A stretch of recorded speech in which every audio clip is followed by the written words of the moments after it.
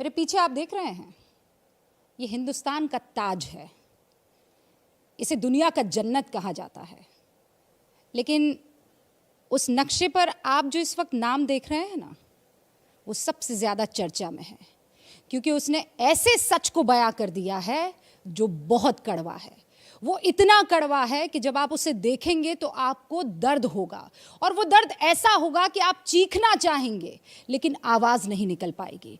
और ये सब मैं सिर्फ हवाई बातें नहीं कर रही हूँ, मैंने खुद इस फिल्म को देखा है, उस दर्द को महसूस किया है। आपका दिल करता है कि आप ना देखें, उठकर चले जाएं, लेकिन फिर आपकी रूह कहती है बैठो, तुम सिर्फ देख रही हो।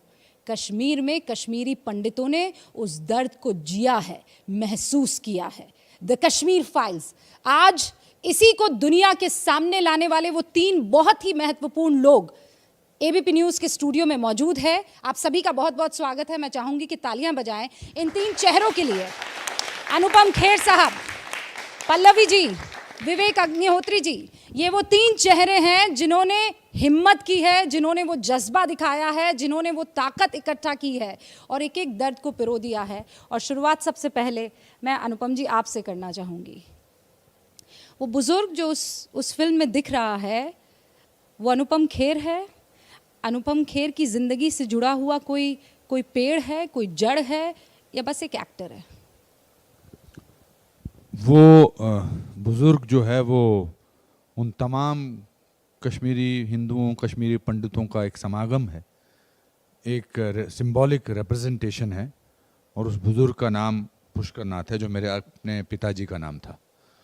और मैंने इस दर्द को बहुत नज़दीक से देखा है, और मेरी आत्मा ने इसमें एक फिल्मी डायलॉग है कि जान डालने की कोशिश की है, बट मैं इसको जिया हूँ। ये मेरा पहला ऐसा रोल है जहाँ पर मैंने किसी भी क्राफ्ट को इस्तेमाल नहीं किया है। कोई चालाक, कोई घटिया सा आदमी जब जाता है तो समझ नहीं आता, पर जो इस तरह का जो रिप्रेजेंटेशन था जो मैंने किया, वो बहुत ही सिंपल किस्म के लोग थे, न्याय पसंद थे।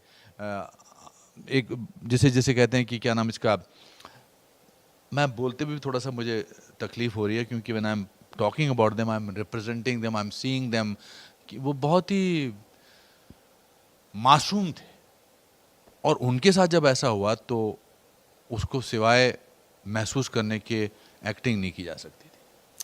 अनुपम साहब, मुझे नहीं पता है कि इसके पीछे विवेक साहब का और पल्लवी जी का क्या संदेशा था, लेकिन एक व्यूअर के तौर पर मैं बता सकती हूँ। तो अनुपम खेर जो है, वो जो नीलकंठ होते हैं उस रंग का उन्होंने पेंट लगाया हुआ है।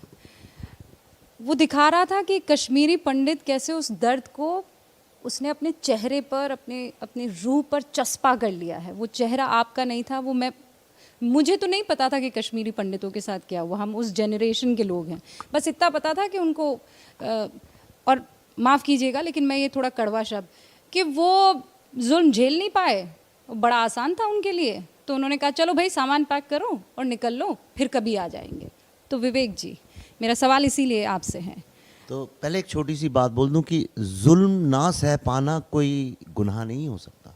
जुल्म करना गुनाह है, जुल्म ना सह पाना नहीं है। दूसरा क्या है कि देखिए, मैं इस फिल्म को मैंने बहुत वक्त से काम करें, 4 साल पल्लवी ने अपनी ज़िंदगी के, हमारे बच्चों ने, मैंने, सब ने दिए।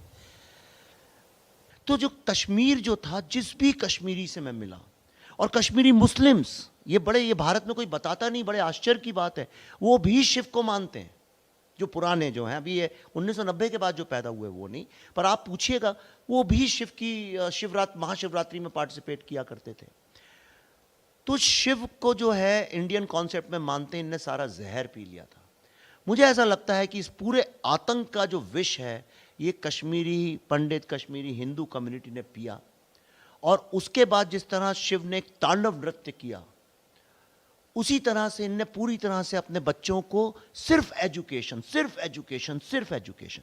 और उसका नतीजा ये है कि अभी जब हमारी फिल्म को वॉशिंगटन डीसी में सेनेटर्स कांग्रेसमैन ने देखा, तो पहली बार सिनेमा के इतिहास में हमारी फिल्म को कांग्रेशनल रिसेप्शन कैपिटल हिल में मिला। और वहाँ पे वो जो डेमोक्रेट कुछ कांग्रेसमैन थे जो कि फ्री कश्मीर की कैंपेन में भी डायरेक्टली इनडायरेक्टली शामिल थे, और एब्रोगेशन 370 को लेकर काफ़ी गाली, उनको भी आके कोट अनकोट कैपिटल हिल में खड़े होकर बोलना पड़ा कि it was a Kashmir genocide, and we are so proud of this community that they today are the most educated community amongst the most educated community. मैं ये कहता हूँ, देखो जिनको तुमने मार पीट के भगा दिया, उनके बच्चे आज नासा में यानी वर्ल्ड की बेस्ट जगह पे काम कर रहे हैं, किताबें लिख रहे हैं, कितने ऑथर्स हैं, फिल्म मेकर्स हैं, क्रिएटिव में हैं, म्यूजिशियंस हैं, और वो बेचारे बच्चे जिनको एजुकेशन नहीं मिला हाथों में पत्थर लेके दूसरे आदमी पे मार रहे हैं।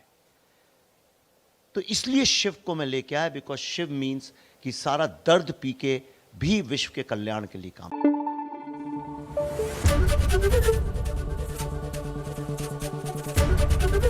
एबीपी न्यूज आपको रखे आगे।